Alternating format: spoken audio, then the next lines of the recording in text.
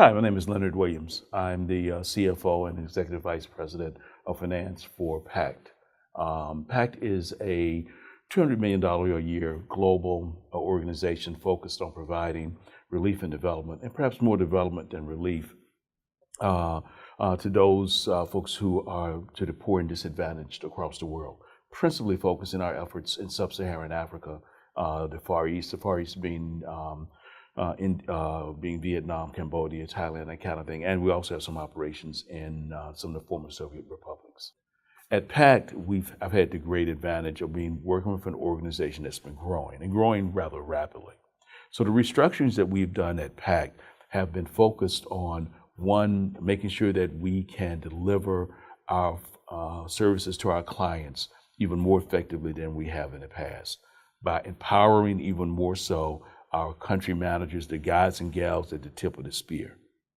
We've also restructured the way that we engage with our donors by putting in place policies, practices, and procedures that not only allow us to work better with the federal government, i.e. USAID, which is our predominant funder, but also so that we can do a better job in terms of attracting aid and donations from and servicing the requirements of non-U.S. government donors. People like USAID, organizations like DFID, which is the English version of USAID, organizations like Global Fund, and then foundations like the Gates Foundation or the Rockefeller Foundation. So over the last 3-4 years, in fact, we've gone from a place where USAID was about 88% of our business to now where it's about maybe 65-70% of our business. And in doing that, one, we've been able to, as we attract more donors, we have to put in place systems and processes to accommodate those other donors.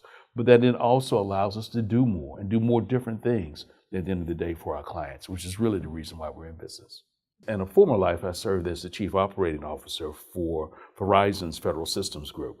That was about a $600 million a year business focused on providing telecommunication services and products to the federal government.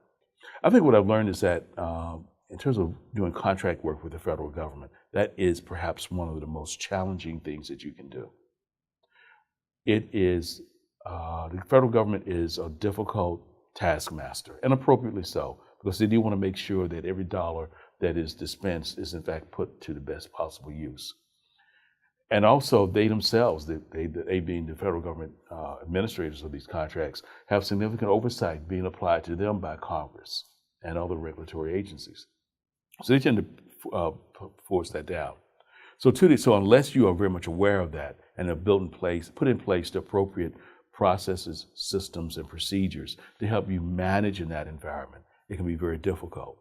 So what I have really learned in terms of doing work with the federal government and working in this federal government contracting space is that you have to understand what your customer wants. You have to then have in place the policies, practices, and procedures that allow you to operate effectively in that space. And then you have to be able to demonstrate the results that you're producing for them.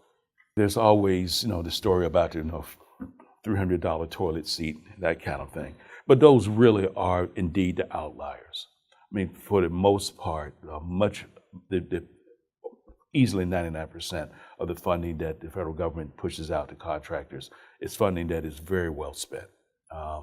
And as I said before, there are both auditing agencies in place on the federal government side that are constantly providing surveillance to contractors, as well as contracting officers that are many times working cheek to jowl with the contractors themselves to make sure that things are going well.